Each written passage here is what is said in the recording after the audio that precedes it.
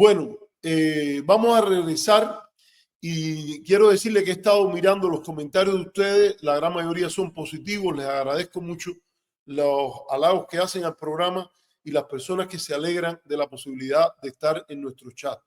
Recuerde, por favor, darle like o me gusta al programa. Nos ayuda mucho si usted lo comparte, si lo comparte en Facebook, si lo comparte en Twitter, si lo comparte una parte de lo que hago en Instagram o en TikTok. Y yo creo que esa es una manera de contribuir al programa. El que pueda nos hace una contribución, lo puede hacer por Cele, que es mejor, porque así nos quitamos de arriba la comisión tan grande que nos quita YouTube, y eso nos hace falta, de verdad que nos hace falta el apoyo de ustedes, porque este programa incurre en gastos importantes de tener el servicio profesional de StreamYard, más algunas suscripciones, sobre todo que a los periódicos más importantes de los Estados Unidos, el New York Times, el Wall Street Journal, el Washington Post y el Financial Times, que aunque no es en Estados Unidos, nosotros tratamos de seguir en lo mejor posible esos servicios de noticias para poder servir mejor a nuestra audiencia y también para servir mejor a mi estudiantado, así. Y nuestra contribución es esta: nos preparamos y hacemos un programa en el cual ponemos esto de manifiesto.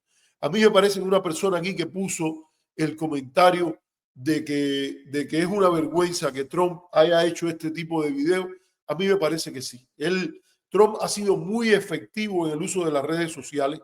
Yo creo que si Obama fue el primer presidente que usó y se montó en esto de la colección de dinero, de pequeñas donaciones en su campaña, yo creo que a nivel comunicacional, Trump ha sido el presidente que ha cambiado el uso de las redes sociales en la transmisión y en la comunicación con su base, más allá de las cosas que ha hecho hasta gobernando. Ustedes saben que Trump llegó a despedir a un secretario de Estado en su primer periodo. Me refiero al secretario de Estado Tillerson. Lo despidió en el aire y por un tuit. Ni siquiera lo habló con él directamente, puso un tuit y es el primer caso de un miembro de gabinete en Estados Unidos despedido en el aire. El hombre estaba en una gira de secretario de Estado por África y Trump metió un Twitter, y como ustedes saben, el secretario de Estado tiene una capacidad de comunicación especial en su avión, y allí conoció en el aire que Trump lo había despedido y que iba a nombrar en ese caso a el señor Mike Pompeo, a quien Trump lo había puesto de director de la CIA. Yo quiero también decir algo que es importante conectado con esto, comentario que nos pone Gioberti Salas, y es que, señores, de verdad que hay operaciones que uno se pregunta cómo son posibles, y no es uno nada más. Varios estados ya han puesto, por ejemplo, demandas ante los tribunales federales en razón de el uso de tropas federales y de agencias federales como ICE, la de migración, con máscaras para ejecutar la política de deportación masiva que el presidente Trump prometió y que está siendo ejecutada. Y hay mucha preocupación de que al FBI desplazar a un grupo importante de agentes hacia funciones que están relacionadas con la agenda particular del presidente, y al haber una especie de despidos masivos de personas en esta importantísima agencia de seguridad en los Estados Unidos, se distraigan o se descuiden funciones que tienen que ver con la protección contra un acto terrorista, y que en el contexto de esta situación, donde se ha debilitado la cooperación entre comunidades extranjeras o comunidades inmigrantes en los Estados Unidos y las agencias de autoridad, porque eso es un elemento que siempre se había dicho por parte de los mandos de las agencias de ley y orden, que era importante no construir una relación hostil con las comunidades inmigrantes, porque incluso hay sustancial evidencia, incluyendo, por ejemplo, el caso de un norteamericano joven que había ido a Nigeria y que iba a venir en un avión a poner bombas aquí, que fue su propio padre, que eran inmigrantes en los Estados Unidos, era su propio padre el que fue el que dijo, detectó que este muchacho había sido indoctrinado y que se estaba moviendo en la dirección donde era razonable esperar que se podía producir un acto terrorista. Y esto es algo que yo creo que está saliendo con notable frecuencia en los principales periódicos del país. Estoy hablando de nuevo del New York Times, del Washington Post, del propio Wall Street Journal, que han visto con estupefacción la confrontación que ha traído la aplicación de ciertas políticas, particularmente las de deportación masiva, de una manera agresiva, de grupos importantes de inmigrantes en los Estados Unidos, en confrontación con las comunidades, en confrontación incluso con los legisladores locales.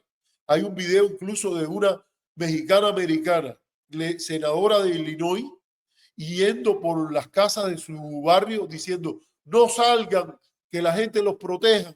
Si usted, el que tenga papeles, que salga y le diga a todas las demás que se escondan. Una situación verdaderamente impensable. Y fíjense que hay demanda del estado de California, por ejemplo, en contra de el uso de estas acciones del gobierno, que si tiene toda la legalidad, ¿cuál es la necesidad de usar una máscara? Y la perspectiva es que habría un temor a represalia, y si la ley está siendo usada con orgullo, la pregunta que hace el gobernador Newsom es: ¿por qué entonces hay que usar la máscara? Si la mayoría de la comunidad te va a proteger, si lo que tú estás haciendo está en línea de la mayoría de la gente, esas cosas no tendría por qué hacerlo. Vamos a poner ahí, aquí está la señora que es legisladora del Senado de Illinois. Ella está transitando, vamos a ver si se puede escuchar.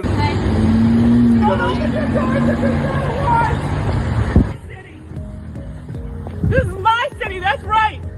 Take off your mask. Take off your mask. What? Stay in your houses, everyone. Do not come out. Stay in your houses. Quédense en su casa. Tienen derechos todos. No salgan si no hay una orden firmada por un juez. Avísenle a los vecinos. Todos los que tienen documentos y papeles salgan a ayudar. Por favor. Están en todo West Chicago ahorita. Corran la voz, por favor. No, yo creo que alguien pone aquí que hay una similitud con la Alemania nazi. Yo creo que hay que cuidarse de en la crítica no utilizar analogías que aparezcan como exageración. A nadie aquí lo están llevando a un campo de concentración. Y obviamente incluso cuando están enviando a gente al CICOT en El Salvador, que es una mega prisión donde las condiciones son verdaderamente agresivas, abusivas, por decirlo de alguna manera, según el criterio de muchos expertos, yo creo que de todas maneras estamos muy lejos de la idea de los crematorios, pero es verdad que puede haber ahí una escalera resbalante, una colina resbalante, donde a la larga, si usted no empieza a poner orden y empezar a hacer resistencia, yo creo que fue muy buena la respuesta que dio, y como latinos deberíamos estar orgullosos de la respuesta que dio la única jueza latina de la Corte Suprema en los Estados Unidos, de la Suprema Corte, Sonia Sotomayor, que esto dijo y explicó su disentimiento. Déjenme ver un momentico, porque es posible que yo ahora los pueda encontrar aquí. Déjenme ver un momentico, porque es que yo la tenía aquí. Me gustaría ponerle lo que ella dijo, pero bueno, eso está en inglés. Vamos a correr porque tenemos otras cosas. Hoy tenemos bastantes cosas que tratar. Ya, bueno, señores, me hace esta pregunta Diego. Diego, parece que te incorporaste tarde, porque por ahí empezamos los primeros 20 minutos del programa. Búscalo ahí, porque hablamos sobre eso ya. Agradezco que estés por aquí con nosotros. Yo sé que tú eres una persona que viene y comparte mucho con nosotros. Y aquí está también, bueno, otras personas, los quiero saludar a todos, a Bandera Cubana Actual, que nos está desde Cuba, a Vivian Lao Verane, hasta está RC, no sé cuál es su nombre, que me dice, bueno, es el que nos dijo esto de la comparación, la analogía con el fascismo. Yo creo que en la misma medida en que nosotros escalemos el diagnóstico con el cambio en la realidad, se gana en el análisis.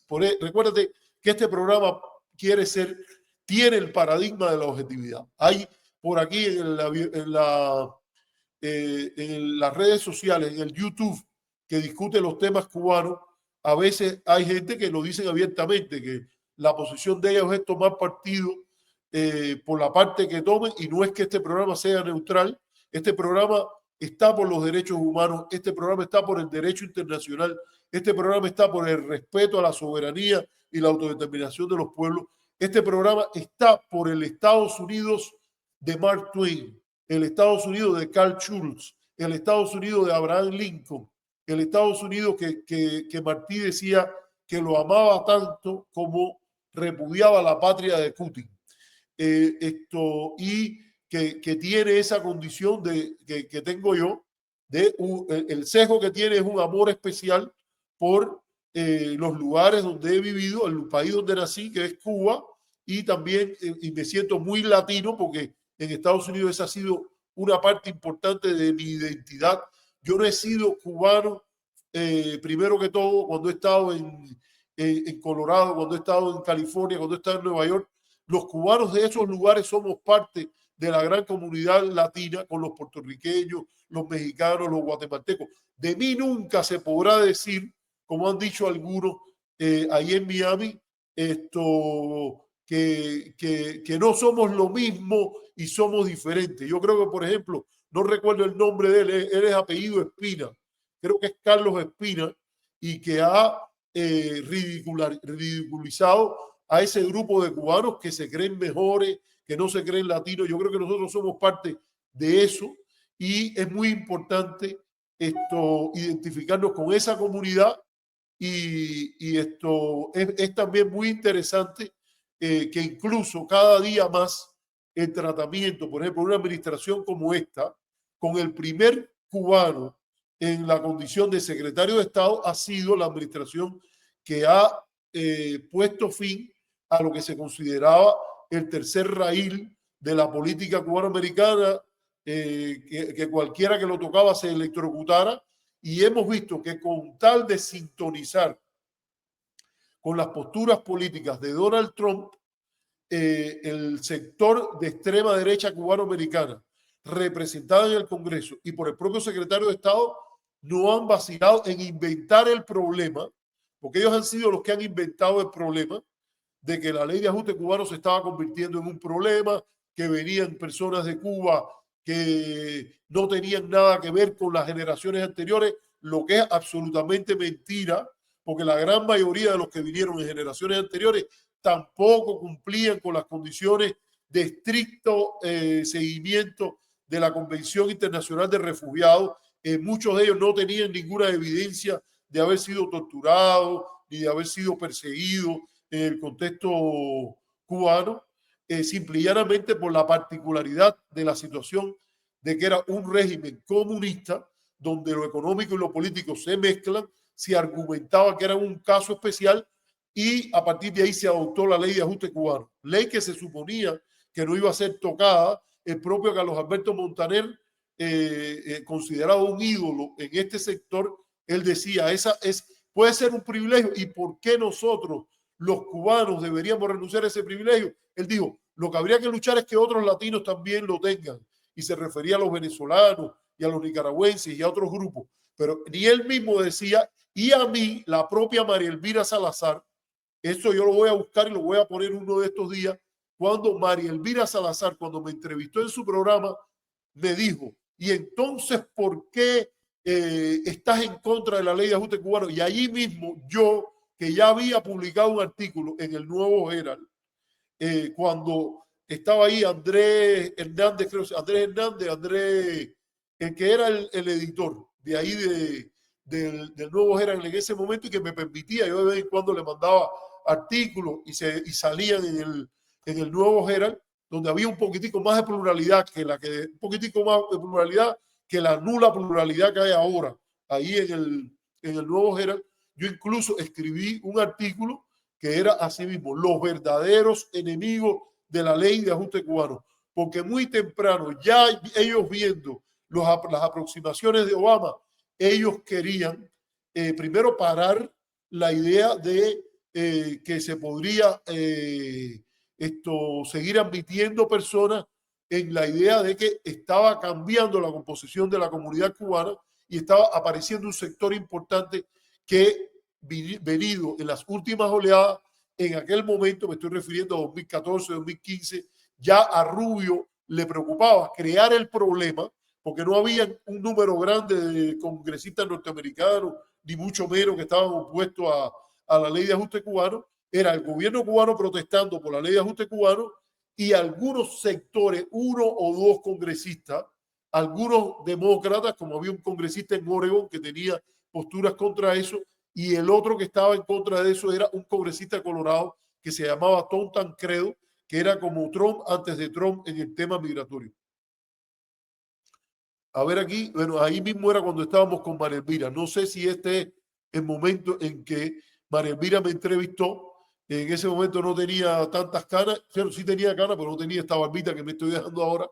Y sin embargo, fíjense, ella me preguntó a mí, yo no sé si se puede escuchar ahora porque no lo estoy escuchando, pero ella me pregunta a mí de la ley de ajuste cubano y yo digo, no, yo no estoy en contra de la ley de ajuste cubano. La primera pregunta es, ¿usted no cree que hay gato encerrado?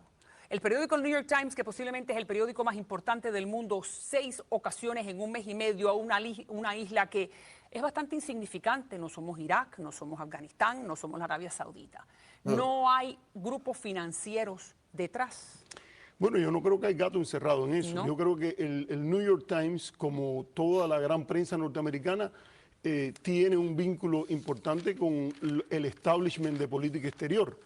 Y si uno ve los reportes del Consejo para las Relaciones Exteriores, la Brookings Institution, que es una organización no partidista, el Carnegie Endowment for International Peace, todas las grandes instituciones vinculadas al establishment han cuestionado la racionalidad del embargo y esos grupos financieros y económicos también. Y está bien, pero ¿Qué hay de malo que en Estados Unidos se quieran promover los intereses económicos y estratégicos de este país? Ninguno, pero son... Está al final de esa entrevista. Vamos a pararla ahí, pero está al final de esa entrevista. Ella me dice a mí que porque yo estoy en contra de la ley de ajuste cubano, le digo, bueno, tienes que informarte porque yo no estoy en contra de la ley de ajuste cubano. E incluso lo que digo es, si algún día habría que normalizar esto, habría que reemplazar la ley de ajuste cubano por un régimen migratorio que incluyera acuerdo de extradición entre Cuba y Estados Unidos para que el delincuente que venga de allá para acá sea extraditado y el delincuente que vaya de aquí para allá sea extraditado. Y todo el que incluso por motivo político usase la violencia fuera devuelto. Puede interpretarse que hay diferencias de regímenes políticos. Sin embargo, debería haber, incluso me refería al acuerdo de extradición entre Inglaterra, o sea, Gran Bretaña, el Reino Unido y Estados Unidos, en el cual, más allá de cualquier simpatía con causas en Estados Unidos que tienen gran parte de la población inglesa, o apoyo de una parte importante de los norteamericanos a luchas en Inglaterra, como la lucha de los irlandeses, aplicar una cláusula de no violencia y aún con los dos regímenes políticos sin cambiar, simple y llanamente nadie pudiese usar la violencia en uno u otro país y acogerse después a la condición de exiliado, refugiado, etc. Y el otro tema que dije, que fue que mira, es que hay una comunidad que se ha creado, hay un legado de Guerra Fría, un legado de confrontación, una política migratoria que fue parte de ese elemento de confrontación y eliminado el bloqueo, la ley de ajuste cubano podría mirarse con otros ojos. No es posible, a mí me parece, con racionalidad, y no lo ha hecho Rubio, no lo ha hecho María Elvira, no lo ha hecho Jiménez, decir que Cuba es una Alemania hitleriana en el Caribe, y ahí uno puede tener muchas opiniones sobre el tipo de régimen político que hay en Cuba, críticas a partir de las preferencias de cada cual y los estándares internacionales. A mí me parece que no es un régimen liberal democrático como en general proclama la Declaración Universal de Derechos Humanos, con derechos importantes que son el derecho a la libertad de asociación, por ejemplo, limitación a la libertad de expresión y todo eso, pero el diagnóstico de una Alemania hitleriana que tú haces como país y aplicas políticas que justificas sanciones, que justificas incluir a Cuba en la lista de países terroristas, no se entiende que tú digas que ese país es un campo de concentración y entonces cuando alguien brinca, tú dices, no, no, tú ahí no eras un perseguido. Pero si tú mismo eres el que dice que el país completo era un campo de concentración, no se entiende el diagnóstico y la política que está aplicando. Fíjense cómo están deportando gente ahora hacia Cuba, gente que no tiene un récord criminal en los Estados Unidos, y 220A, incluyendo el encarcelamiento de alguien que ha dicho que él es un trompista convencido y que él va a ser una persona coherente, que es el señor Eliezer Ávila. Vamos a tocarlo después en su creatividad histórica, porque él es un tipo que se suelta la imaginación y cree que las demás gente, todas las demás gente, son tan ignorantes como parte de su base. No vamos a decir, no vamos a insultar a toda su base, pero él dice barbaridades como esa. Y tú no puedes, él dice que él tiene que ser coherente. Yo creo que si algo él no ha sido, cualquiera que coja la historia de él, es que él no ha sido coherente nunca. Empezó por querer ir a la tumba del Che, y siendo dirigente de la operación, la segunda operación Verdad, que yo creo que es más farsa, primero como el mundo, la historia no me acuerdo cómo es, que dice que primero es tragedia y después farsa. Está la operación Verdad de inicio de la revolución, que hemos hablado de ella y que tuvo mucho de trágico por las manipulaciones y lo que se quedó entre el gobierno revolucionario de los sectores moderados del 26 de julio y la oposición a la dictadura batistiana, y las denuncias que se montó un grupo importante de congresistas en Estados Unidos, medios, en torno a los fusilamientos de los primeros 2 meses de la revolución. Y después estaba la operación Verdad, de la cual este señor era uno de los máximos dirigentes, y que yo creo que era más que todo una farsa, porque parece que era para meterse en las redes y discutir si la persona que vivía en Haití podía ir a Varadero, pero el que era ingeniero en Cuba no. Eso a mí me parece que es fundamentalmente a nivel no solo de por qué él participó ahí. Yo creo que la discusión sobre Cuba debía ser sobre otras bases, en lugar de coger presupuesto y personas para discutir eso. La batalla ideológica es sobre ideologías, es sobre posiciones políticas, no es sobre esta cosa tan trivial como si alguien puede ir a Varadero o no puede ir. Eso es parte de la reflexión, pero tiene que ir más allá. Entonces, que este hombre venga y diga ahora que porque él es coherente, si él le pidió a Trump que pusiera ley y orden, que está bien que hayan arrestado a su cuñado, y de culpar a Biden. Fíjense, esto es el colmo de los colmos, que para culpar a Biden de que haya dejado entrar a esas personas.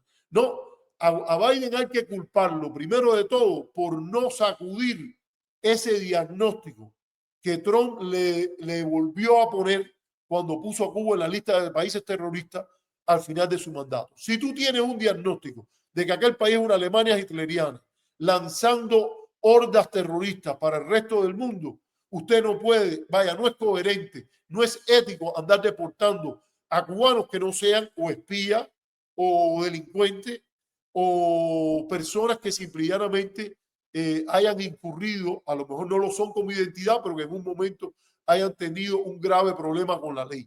Porque, repito, la lógica de es un campo de concentración y que tú estás mandando de vuelta a los escapados del campo de concentración no tiene ningún sentido. Si Biden tuvo un defecto, no fue que dejó entrar a todas esas personas, ese sí en coherencia con su diagnóstico, sino de que no tuvo el valor y además se dejó llevar por un grupo de cubanos americanos, en primer lugar un corrupto, agente extranjero, no inscrito en los Estados Unidos, con un closet lleno de barras de oro, el señor Bob Menéndez, que llegó a decir la barbaridad y la mentira de que él tenía $500,000 en barras de oro metido en un saco, porque al momento de que su familia escapó de Cuba, todo Fidel Castro se los pudo quitar todo. Él nació en los Estados Unidos, eso fue un invento más. Y además, no estamos juzgándolo ahora por la pretensión mía. Esto es un juicio terminado. El señor Menéndez, según la justicia norteamericana, fue culpable de la mayor corrupción. El cubano más importante después de Marco Rubio en la política norteamericana, que ese sector de probloqueo se pasa la vida acusando macartistamente a miles de personas o a centenares o a decenas, a los que sean, que practica una política macartista que le pone a las personas cubanas que vivimos en los Estados Unidos, a los cubanos americanos, nos pone el cartelito de agentes castristas, de agentes extranjeros, de estar haciendo cosas ilegales. Ese mismo, el que era el adalid, el poster child, junto con Marco Rubio, de esa política, demostró ser agente extranjero, no de uno, sino de dos países, de Qatar y de Egipto. Y además se cagó, por decirlo con toda claridad, y esto es una exhortación. Cuando el Herald va a poner un artículo sobre este contraste, que el tipo más importante hasta el otro día, antes de Rubio, de esta sección, es el poster boy de corrupción hoy. El que era el poster boy de la política por embargo es hoy el poster boy de corrupción. ¿En qué medida esa conducta corrupta se derramó sobre las cosas que hizo en el tema de las relaciones Estados Unidos-América Latina y particularmente en las relaciones con Cuba? Eso yo creo que es algo a explorar, y quienes lo pueden hacerlo de una manera curada, primero los periódicos del enclave y segundo toda esa caterva de instituciones que reciben financiamiento del propio gobierno norteamericano para llevar la verdad en la discusión sobre Cuba a el pueblo de Cuba. Y entonces la pregunta aquí es, ¿están haciendo ese trabajo? O esto que quieren poner como una prensa democrática que se supone que sea no partidista, que haga labores de curación de la información, no tiene nada que mirar en relación a esto. Y aquí quiero pasar a esta cuestión que viene ahora, que está relacionada con este cartel que pusimos ahí. Yo creo que en esto que hablábamos de los cubanos en Estados Unidos y la posición que habría que tener, mira, aquí lo tenemos. Rubio está aquí, por ejemplo, hablando con Putin, con el cual él decía que no iba a negociar. Hay por ahí un video, déjenme ver, yo creo que ese sí lo puedo encontrar rápido. Pero quiero tratarlo de las vallas estas primero. Vamos a poner la valla, que esto es importante aquí. En línea con esa tradición de Menéndez, nosotros estamos viendo, y lo de la cuestión de la ley de ajuste cubano y el hecho de que estén dejando detrás a los mexicanos, a los propios cubanos de la I-220A, incluyendo al cuñado de este señor de Ávila, y que él mismo viene ahora y se la da de que no, yo tengo que ser coherente. No, tú sabes que tu dinero viene conectado con esa base que tienes ahí. Y si tuviera el mínimo de decencia, en realidad lo que harías es decir, si mi cuñado es una buena persona y si en Cuba hay lo que yo digo que hay, porque eso es lo que dice Ávila que hay en Cuba, como lo dice Rubio, como lo dice María Elvira, como lo dice Jiménez, como lo dice Mario de Amaral, si en Cuba hay lo que yo digo que hay que llenarse de valor y decir, si aquello es la Alemania nazi en el Caribe, si allí está ese ambiente de tortura que tú dices, si ahí está toda la matraca que han metido a razón de la llegada al exilio ¿cómo se llama? De Ferrer, esto en donde hacen hasta waterboarding, que es echarle agua a la gente y torturarlo, y le echan una sopa con picadillo putrefacto, lo cual, vaya, eso no pasa hasta en ningún otro lugar. El waterboarding lo han practicado los Estados Unidos en Guantánamo, lo han practicado regímenes autoritarios y totalitarios en muchas partes del mundo, pero la idea de que a la gente ni siquiera le echan agua, le echan una sopa caliente con picadillo putrefacto, lo cual a mí me parece que se llevaron la rosca, señores. Yo creo muy bien y me parece que no tiene ningún problema en que aquellos que son afines al señor Ferrer le den la bienvenida, le crean su discurso. A mí me parece que son unos discursos muy deficientes.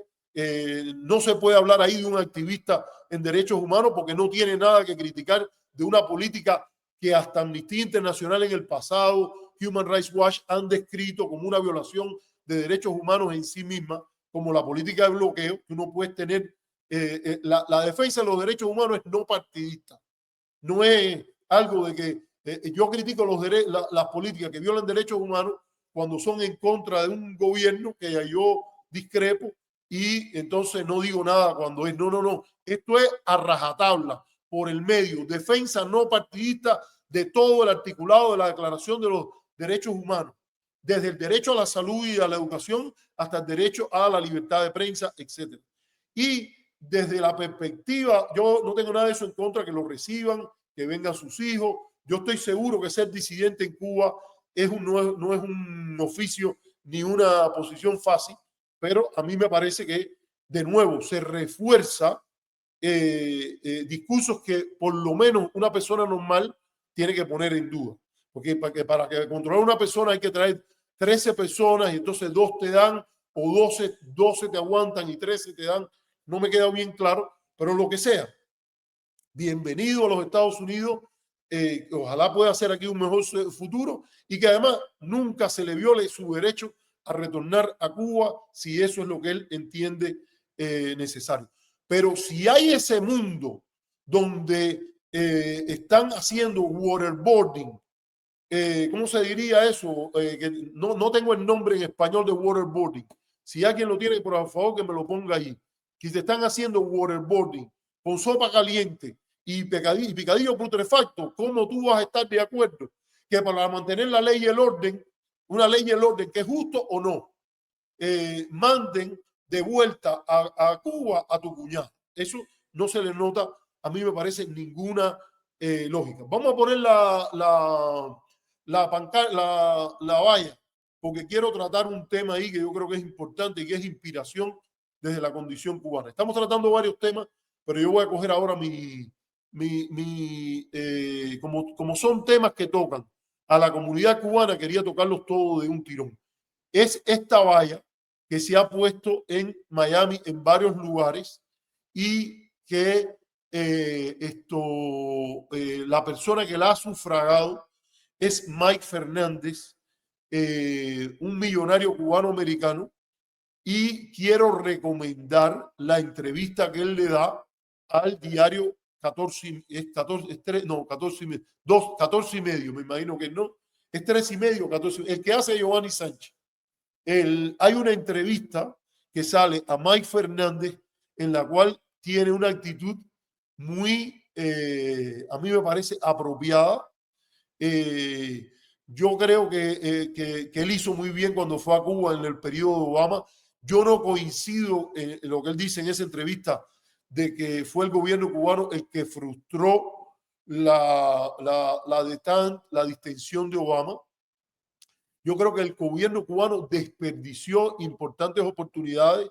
La explicación que ha dado Josefina Vidal de que todavía no estaban preparados, yo creo que el gobierno cubano hizo mucho, pero se quedó muy corto de todo lo que podía haber hecho para hacer más difícil el desmontaje de esa política, que por cierto fue desmontada con el pretexto de los ataques sónicos, que todavía no hay ninguna evidencia que demuestre que el gobierno cubano estuvo detrás de ataques contra los diplomáticos norteamericanos, ni que hubo una otra potencia.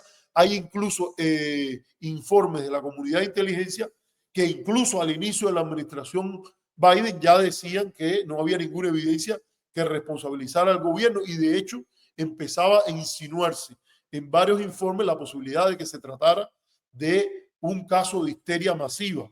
Y hay un libro, ahora no recuerdo el nombre, hay un profesor de UCLA y otro de Australia que lo escribieron juntos. Si Mendive estuviera por ahí, otras veces yo lo leí, incluso si yo tuviera mi propio, yo tengo por aquí, déjenme ver, a lo mejor lo encuentro, en el cual se dicen esas cosas de la comunidad científica. El único artículo científico que habló de esto como una especie de ataque sónico, resultó que hasta cuando uno ve el disclaimer, lo que se dice en la... Esperen un momentico, a ver. Ya, esto me estaban llamando desde mi familia. Lástima que ahora no pude contestar. No puedo contestar, déjenme ver. Y entonces, ¿qué les estaba diciendo? Esto del ataque sónico. Todo eso no tiene el sello del gobierno cubano hasta tanto no se logre probar. Yo en eso discrepo de la entrevista, pero la entrevista está llena de una actitud agradecida hacia el pueblo mexicano, hacia el emigrante latino y hacia el tipo de comunidad solidaria que él considera existe en el Miami cubano, y que más allá de mis discrepancias con el enclave autoritario, sí la he sentido, y uno va a Miami y se pasa muy bien. Hay mucho de cubano allí, no solo en la comida, sino en la gente. Yo creo que hay una discrepancia muy grande en el manejo de lo político, de la afabilidad que se nota en muchas cosas del tema cubano. Yo voy a referirme a eso. Me gustaría recomendar esa entrevista que se hizo. Yo sé que hay personas que tienen cierto remilgo con ese medio, que para mí es injustificado plantearse la idea de si alguien dice una cosa buena, uno no usarlo. Yo, aunque lo digo bien claro, no respeto el alineamiento con la política de Helms-Burton de los supuestos medios independientes, que a raíz de la arremetida de Elon Musk a la Agencia de Ayuda Internacional y a la fuente de todo esta botadera de dinero, salieron a la palestra y demostraron, nadie mejor que el Toca y el Hoy Viera, hay que decirle ahí que hay que reconocerle que él fue el que mejor lo hizo cuando demostró cómo él estaba a la paga de este dinero. Lo reconoció muy gallardamente, llegó a decir mercenario y bien, y todo ese tipo de cosas. Eso no quita que cuando esa gente digan algo que sea verdad, lo importante es que tenga valor reconocerlo, porque obviamente para ser más sofisticada la labor de desinformación, de servicio a la política de sanciones, naturalmente que esto es parte de esto es importante tenerlo en cuenta, y yo creo que la entrevista a Mike Fernández vale la pena verla, Vamos a ver si le podemos poner, si estuviera por ahí, ahogamiento simulado. Ya me di cuenta que Felipe, que me está ayudando abajo, lo encontró, ahogamiento simulado. El ahogamiento simulado generalmente se hace con agua. Yo creo que es una innovación, sería de la represión cubana, pero yo creo que es más que todo del invento de exagerar las cosas, porque no le veo la lógica a nadie de hacer un ahogamiento simulado con una sopa caliente y ¿cómo es? Con picadillo putrefacto. Esta gente se están llevando la rosca y bueno, por ahí hay que verlo. Mi crítica fundamental es, tú vas a hablar de derechos humanos, no se te puede olvidar morder la mano que te da el dinero. Y ese que te da el dinero viene por la ley Helms. Y son sanciones que hasta los propios abogados del Departamento de Estado, cuando se estaba discutiendo la ley, decían que era contraproducente a la política de Estados Unidos por el poco respeto que tenía al derecho internacional y toda la crítica que había en torno al tema del bloqueo como una política contraria a los derechos humanos. Vamos a recordar que es en el año 96-97 que la propia OEA, donde hoy, en la misma comisión, donde hoy se sienta Rosa María Payá, en mi opinión, como dije en este programa, por una manera bastante manipulada, dijo que la política del bloqueo tenía deficiencias importantes porque en las sanciones no tenía consideraciones de tipo humanitario, con relación a la comida, con relación a los medicamentos, con relación a la idea de un comercio humanitario por el cual Cuba pudiese tener dinero para afrontar sus compromisos en relación, por ejemplo, al derecho a la salud, el derecho a la educación. No es solo que le vendas en cash, es que tengas la posibilidad de vender sin persecución financiera, económica, comercial alguna, para que ese gobierno tenga dinero y sea capaz de afrontar esas cosas. Tú puedes poner sanciones que limiten el comercio de instrumentos de represión, pero todo lo que se represente como obstáculo a que un gobierno cumpla con sus funciones ante el derecho internacional, la ley internacional de derechos humanos, es fundamentalmente ilegal. Entonces, el señor Ferrer, el señor Ávila, que ha llegado a decir estas cosas, esto debería tener una actitud más de defensa de los derechos humanos de su propio cuñado cuando se está hablando del diagnóstico que él mismo hace. O eres mentiroso cuando haces el diagnóstico de que Cuba es un campo de concentración gigante, o eres indolente y contrario a los derechos humanos cuando estás diciendo que es legítimo mandar de vuelta a aquel que tú dices que lo único que le falta es una toga para ser un pastor, que es tu cuñado. Y que con tal de ser coherente y apoyar a Donald Trump, y yo me temo es que cuando tú mencionas a Dios, yo creo que te confundes, a lo mejor te refieres a Otaola. Y que hay que mantener el orden y invocar a Dios y todo eso. Yo creo que eso no tiene nada que ver con Dios, las políticas que están haciendo de deportación masiva.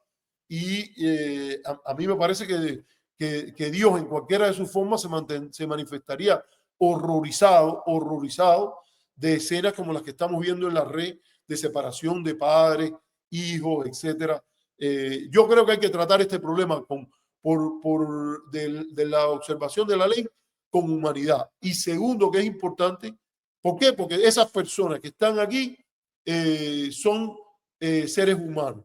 Y de toda la ética humanitaria empieza por el reconocimiento de la humanidad del otro. Entonces voy a poner aquí una pausa y vamos primero, déjenme terminar. Ya que llevo bastante tiempo en esto, voy a poner, bueno, lo hago después de la pausa, porque había una última cosa que ya que hablé de este señor Ávila, lo voy a tratar al principio, después de la pausa. Vamos a coger una pausita y ya lo trato.